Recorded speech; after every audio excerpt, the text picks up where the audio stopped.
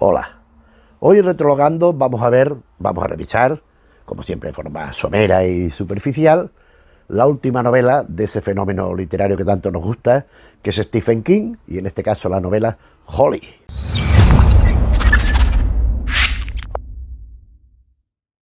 De Stephen King, pues bueno, ya hemos repasado aquí en el canal prácticamente la totalidad de su obra, hasta cierto momento, y recordamos que casi al final ya de su trayectoria, de las últimas obras, no las últimas en aquel momento, pero sí, entre las 5 más recientes eran 4, son la trilogía Mr. Mercedes y El visitante, donde Stephen King penetraba en lo que es la narrativa de género negro, con tintes, eso sí, con elementos hermanados de terror, de elementos sobrenatural. Esta trilogía compuesta por Mr. Mercedes, donde conocemos a Bill Hodges y a Holly Gibney, que a la sazón será el personaje que nos ocupará en un momento, donde hay un asesino que, bueno, que tiene ciertos elementos, ciertas trazas de pertenencia a lo sobrenatural. La trilogía de Mr. Mercedes sigue Quien pierde paga y concluye, toda vez que la existencia de Bill Hodges, con Fin de guardia.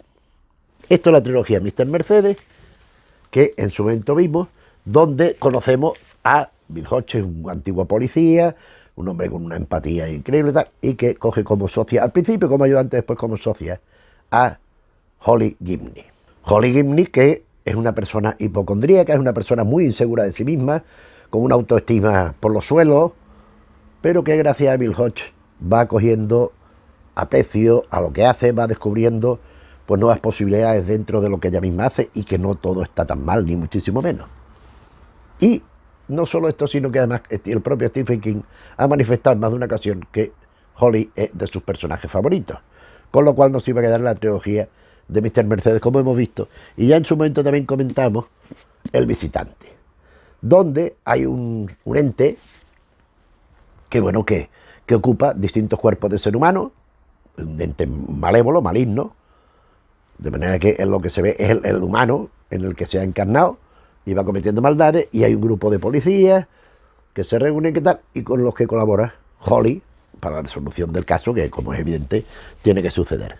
Y este sigue un libro que yo creo, he estado revisando los vídeos, es que son muchos vídeos, entonces no me puedo acordar de memoria de lo que he hecho o no he hecho, pero creo que no lo he hecho, que no hemos hecho reseña, con lo cual ahora brevemente consignaremos sobre todo lo que nos interesa, lo fundamental, que La sangre manda. La sangre manda, que es un libro compuesto por 3 relatos y una novela corta, que da título al volumen, precisamente protagonizado por Holly y algunos de los otros personajes que la acompañan.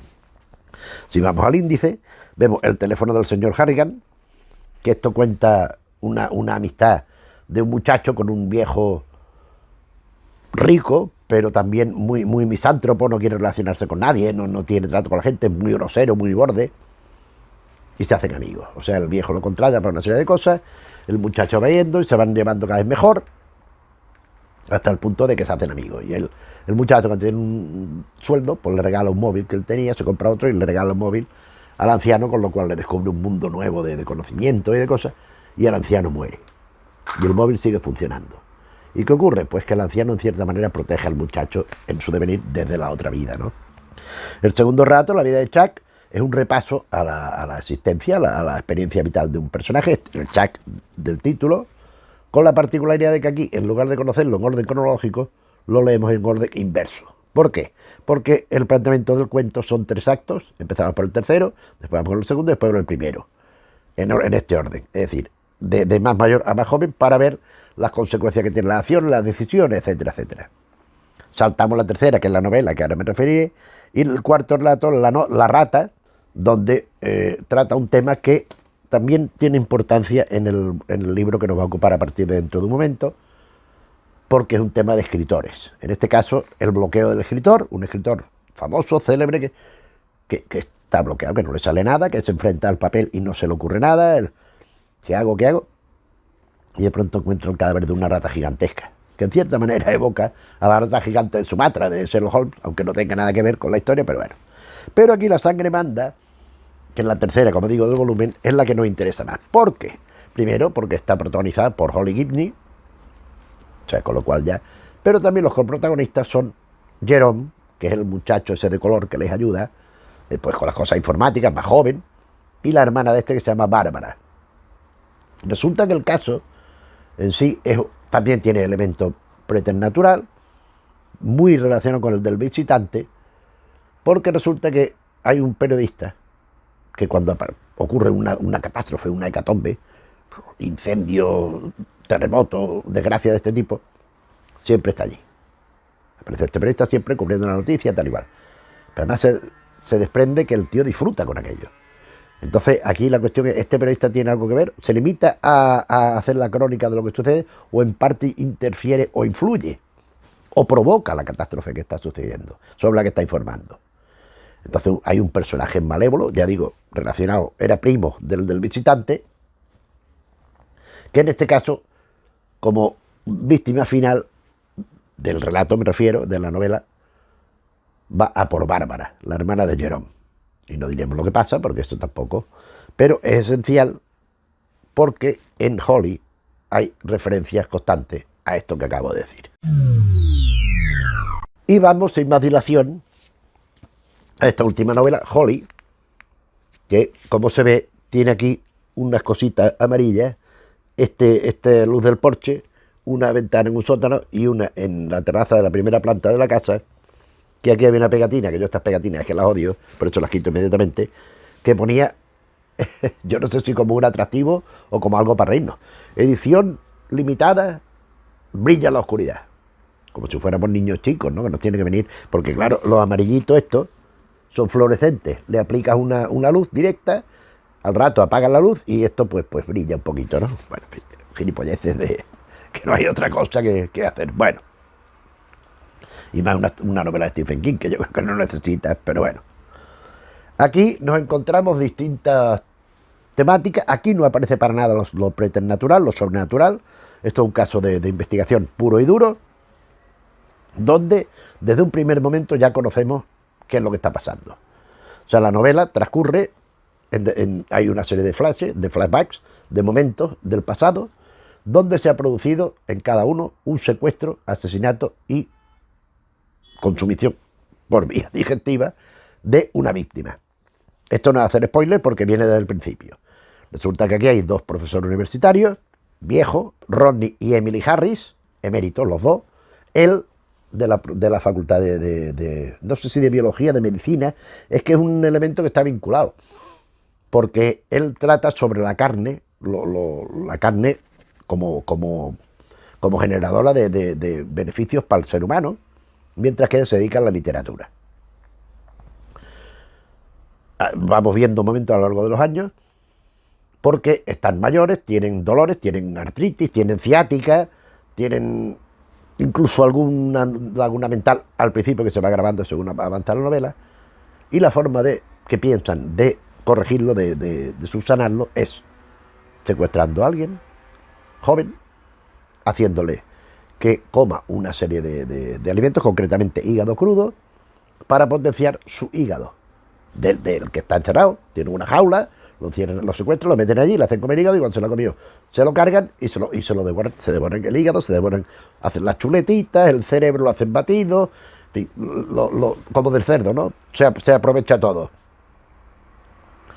Pero resulta que son dos viejos muy inteligentes, muy taimados, muy astutos y sobre todo muy despiadados, que han ido orquestando esto a lo largo de los años. No han necesitado todas las semanas cargarse a alguien, ni mucho menos. Entonces han ido secuestrando a distintas personas. Hay un profesor, el primero, un profesor hispano que va allí a la universidad como residente, al que la mujer del matrimonio, conoce, que es homosexual, cosa que ella desprecia. Lo lían, primera víctima. Después hay otro, después hay un niño de color que va en un monopatín por lo general por ahí. Después hay otro, un drogata, que iba a ver unas películas de un cine de estos al aire libre desde una zona despejada de unas piedras, que no lo oía pero lo veía. Una muchacha pues que iba en bicicleta por ahí. En fin, distinta gente que era muy radical vegana. Y nadie, o sea, todo el mundo ve que han desaparecido esta gente que por lo general no tenía demasiados lazos con su entorno, pero nadie asocia una desaparición con otra. Bien, hasta llegar al momento actual, que es donde desaparece una muchacha y la madre va a Holly, Gibney, como detective privado, profesional, a solicitar sus servicios. ¿Qué ha pasado con mi hija? Bien. Estos son los flashbacks a partir de cierto momento. Los flashbacks siempre van alternándose con momentos de actualidad, siempre pone la fecha, como suele suceder en estas novelas del ciclo de Holly y de Bill Hodges, que es una presencia permanente, aunque no sale, no aparece, porque ya sabemos que no puede aparecer, pero Holly recuerda muchas cosas y se nos refresca la memoria respecto al personaje. Y, aunque ya digo, se van intercalando los flashbacks, en el presente hay una circunstancia muy importante, que es el coronavirus.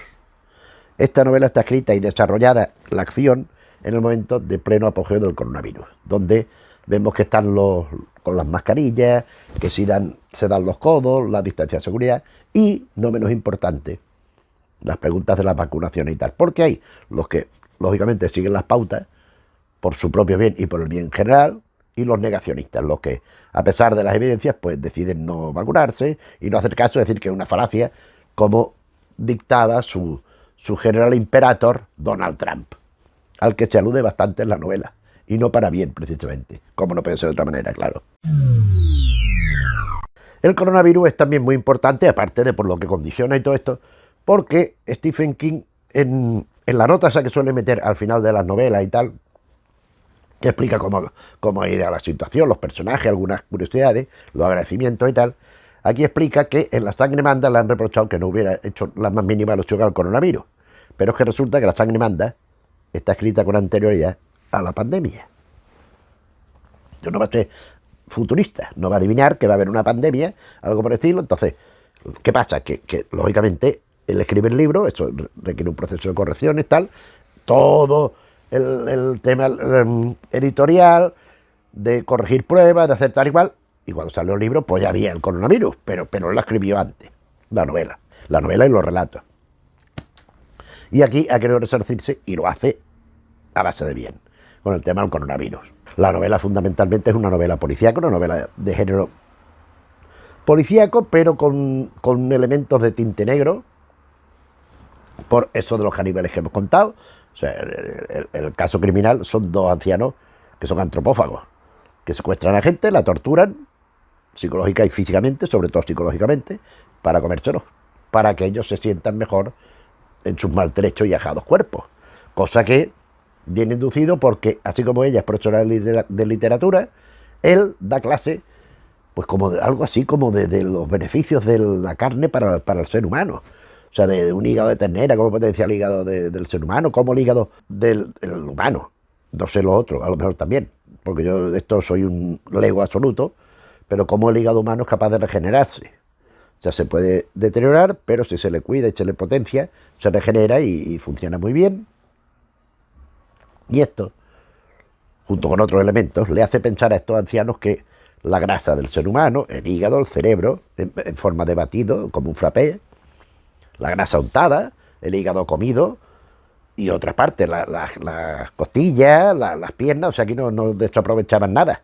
Esto era como los cerdos, se utilizaba todo y era para que su salud fuera recuperando cierta forma de ser adecuada, es decir, que la salud se recuperara, que esos achaques fueran quedando atrás, y las primeras veces al parecer le funciona. Pero esto va pasando, según van cometiendo crímenes, pues el efecto es menor. Pero no solo eso, sino que el Rodney, el profesor, evidentemente está padeciendo Alzheimer. Está teniendo lagunas cada vez peores, dudas, hablando, dice palabras extrañas en vez de otras palabras, o confunde palabras unas con otras, cuando él ha sido siempre muy... pues ha tenido una lengua muy rápida y muy hábil. Entonces estos viejos son los que han ido planificando y ejecutando los crímenes correspondientes, que ya digo, se extienden a lo largo de varios años, de unas cuantas personas, 5 en concreto, y la gracia no está en saber qué han hecho, porque ya lo sabemos del principio. Además, un sistema que debía funcionar muy bien, mediante el pedir la ayuda al prójimo, ¿no? No voy a detallar porque para eso está la novela, para leerla y para saber lo que es. Y Holly, cómo va haciendo lo que nadie ha hecho, es decir, asociando un crimen con otro, viendo cómo ha ido. Ella, con ayuda de Jerome y de Bárbara, a los que ahora me referiré, va detectando que hay más casos de los que parece Y al final, y todo conduce aquí. Y bueno, la resolución del caso es lo que ocurre al final. Y aquí tenemos que volver a hablar del tema, no el mismo, no el bloqueo del escritor, pero sí del escritor que aparecía en La sangre manda, la de la rata, porque aquí otro de los temas, uno de los temas, aparte del crimen, digamos que va de forma paralela, que se aborda bastante en el libro, es el tema de la autoría de la escritura desde dos puntos de vista. Una, de cierto plano de la escritura, sobre todo intuitiva, y otro, del tratamiento editorial a los escritores. La parte de la escritura la tenemos en Jerome, que hace un libro histórico, una investigación sobre su bisabuelo, que había sido un gángster en Chicago en los años 20 y 30, cuando la ley seca y todo esto, muy documentado. Y por otra parte, y es lo que lleva a averiguar los casos tal, Bárbara, la hermana de Jerome, escribe poemas.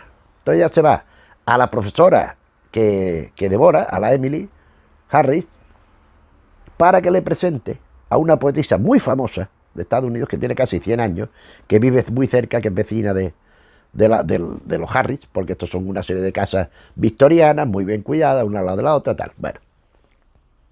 Entonces ella accede a esta Olivia, esta novelista casi centenaria, muy reconocida, que está enferma, aparte de su edad. Van teniendo una relación de amistad, de tutelaje, si se quiere. Es como una especie de mentora de Bárbara. Ya está ahí, vale, no hay nada que decir. Pero a partir de aquí, Stephen King, en mi opinión, es la primera vez que hace algo que no digo que sea desleal, pero sí es falso. Para el común de los mortales, claro, que es el tratamiento editorial. Aquí resulta que, claro, vamos a ver, es que estamos hablando de Stephen King. Si yo soy Stephen King, mi mujer, que se ha beneficiado de mi fama, Tabitha King, y sobre todo mi hijo, Joe Hill, y el otro hijo también, pero sobre todo Joe Hill, también se beneficia del apellido de Stephen King. No, es que no lo quiere decir, no quiere ponerse el apellido King, pero va diciendo por todas partes que no es su padre, claro. Si yo llamo a una puerta, oiga, mire, soy Joe Hill, que traigo unos cuentos, muy bien, déjelo ahí, ya lo recogerán. Hola, soy el hijo de Stephen King, traigo aquí unos cuentos, pase. Es que el tratamiento es distinto, aunque no se quiera. Entonces esta gente debe tener un tratamiento editorial, la saga King, pues que es algo excepcional y que la ha trasladado a este libro, como si fuera algo posible, sino corriente. O sea, Jerome ha escrito ese ensayo que hemos dicho, y resulta que su agente logra que una de las editoriales más importantes se lo lleva a Nueva York, lo tengan allí una serie de días, le paguen un anticipo de $100,000 a un niñato que ha escrito un libro sobre su abuelo, vamos, que es un jovencito, y lo tienen con un lujo, llevándolo a los mejores restaurantes, tal. Eso ya es poco verosímil. Pero es que el colmo de los colmos es que la hermana Bárbara, una adolescente de color afroamericana, conoce a esta Olivia que hemos comentado, esta poetisa tal, y esta poetisa le pide sus poemas y ella se los va llevando y lo van comentando y tal. Y la poetisa, sin que lo sepa la muchacha, lo presenta un premio muy prestigioso. Un premio que recibe los poemas, hay una criba inicial, piden más poemas a los que han sido seleccionados, después otra, hay una serie de cribas, al final quedan 5 y al final queda uno, que gana un premio metálico, que le publican el libro, que es de cierta celebridad. Pero un premio muy prestigioso, que ha ganado en su momento la propia poetisa esta vieja. Y naturalmente, esta muchacha de 15, 16 años, Bárbara, lo gana. Es decir, que según Stephen King, según cuenta esto, los mundos de Yuppie, claro. Un muchacho hace un libro sobre su abuelo y se informa y coge los periódicos, los recuerdos, tal, sí, en la hemeroteca, hace un libro, hace un ensayo, y la editorial le pagan $100,000 de anticipo y lo publican y lo llevan para aquí y para allá. Eso no sé en qué galaxia debe suceder, pero vamos, no cuesta nada meter un ensayo, y más de un tipo en particular que no ha destacado por nada en su vida. No, es que era un gángster tal, muy bien. ¿Era Al Capone? No. ¿Era Lucky Luciano? No. Vaya usted, hombre. Pero ya lo de los poemas, ya es que el remate, el tomate, porque el ensayo todavía se puede entender algo, pero lo de los poemas a mí es que me parece de traca. Yo creo que la poesía se lee menos que los libros de cocina. La poesía la leen los propios poetas, o sea, los poetas, hay muchísimos poetas, muchísimos libros de poesía.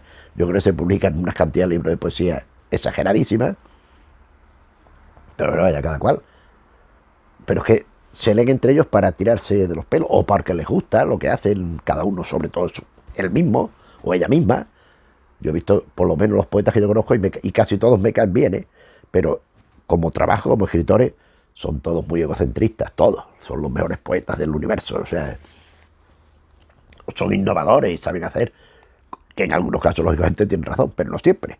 Pero en todo caso, yo creo que una persona, a no ser que fuera Rimbaud, por pronunciarlo bien, Rimbaud, o alguien de ese estilo, una persona de 15 años, una muchacha de 15 años, que tampoco tiene una preparación excesivamente culta, ni referencia tal, que se ponga a hacer poemas, debe tener un talento, vamos, lo ha debido sacar del Arca Perdida, aquella, ¿no? Del Indiana Jones o algo por el estilo, porque es que nada más que ver una poetisa de fama internacional, casi de 100 años, ¡oh, qué bueno, qué bueno! Y se interesa y los manda y va superando a todos los poetas que se habrían presentado a ese premio, que se debían, yo no sé cuántos, pero una cantidad ingente, lo supera con la gorra, claro. Y todo esto al principio ya sin enterarse. Después les piden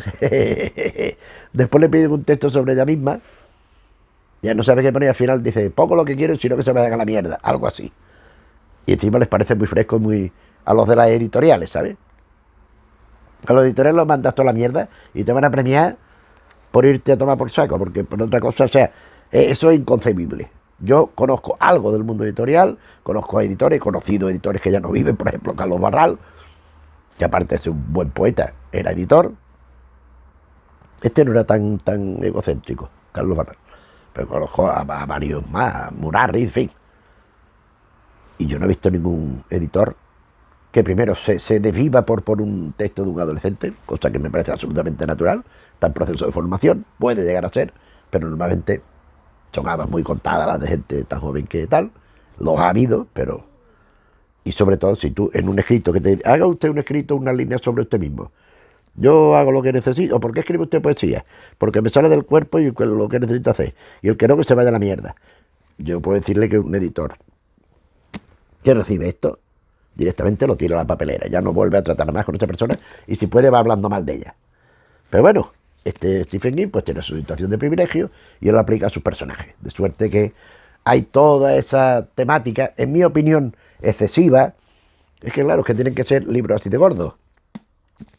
Es la primera vez que yo me siento un poco decepcionado por Stephen King por esto que estoy diciendo, porque el caso hubiera sido una novela corta como La sangre manda, muy bien. Y sí, podía haber metido ramalazos del tema de la escritura y tal igual, pero eso le sirve para meter también tema de la enfermedad de la anciana, de la poetisa esa, la Olivia esa, de forma que se dilata mucho algunos trozos. Entre un momento y otra vez ocurren demasiadas cosas que no llevan a nada, demasiadas reiteraciones. Cuando Holly fuma, y cómo fuma, y se sienta a la puerta del coche y pone los pies en el suelo, una y otra vez. El tema del coronavirus también, si hacen esto, si hacen lo otro.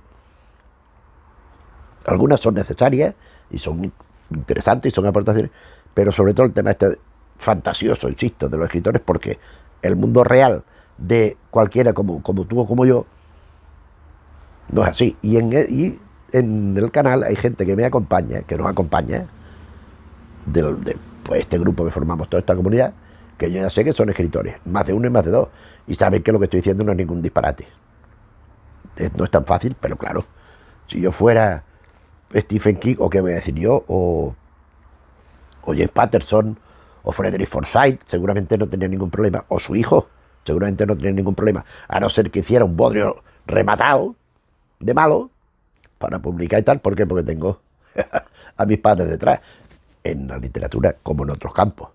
Hay muchísima la influencia de los padres cuando han logrado un cierto estatus, es decisiva en muchos casos, y a veces tan notable que supera los propios méritos de los interesados de las generaciones posteriores, ¿no? Pero bueno, eso no vamos a hablar ahora de ello. Pero con todo y con eso, con ese tema de los escritores tal, que no deja de ser una visión interesante, porque la de Stephen King, en mi opinión, residual, no tiene que estar, no, por lo menos no con tanta extensión, y quizás con algo más de realismo, Pero la novela está bien, es inteligente, es un paso distinto, porque aquí es una novela de género negro, pero como tal, no hay ese elemento extraordinario, monstruoso que había en las otras.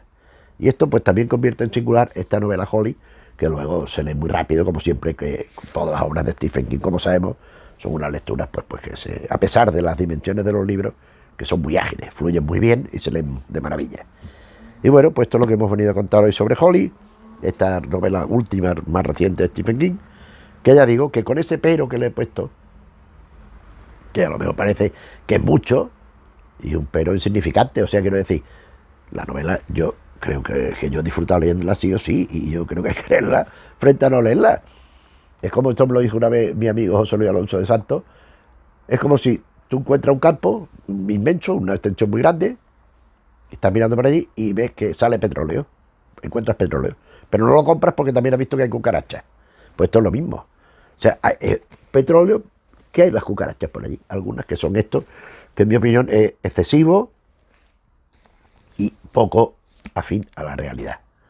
Excesivamente optimista, ¿verdad? Pero bueno, en todo caso es una gran novela, no de terror para nada, bueno, de terror, claro que es terrorífico, son unos viejos que se comen a la gente, ¿no? Que la tienen allí encerrada, la maltratan, le hacen comer porquerías, las drogan y después las devoran. Como divertido no es divertido, pero no es el elemento fantástico, el elemento que sale más allá de nuestra realidad. Aquí son elementos que, por increíble que parezca, pues sí que existen y son procedentes de que podían estar sucediendo. En fin, Holly, la última novela de Stephen King, que como siempre pues recomendamos, como todos los libros casi que ya recordamos por el canal, pues la lectura. Por demás, si el vídeo te ha parecido bien, te agradeceremos que le des al me gusta.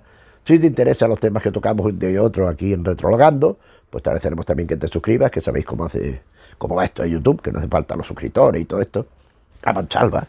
Si conocéis gente que le pueda interesar, por la razón que sea, porque son amigos vuestros, porque son compañeros de trabajo, compañeros de estudio, compañeros de carnet de conducir, yo que sé, que van en el autobús con vosotros, pues si veis que les puede interesar el tema, les agradeceremos que le habléis de que estamos, por si también nos quieren acompañar, y nada más, de momento. Gracias por la compañía, siempre.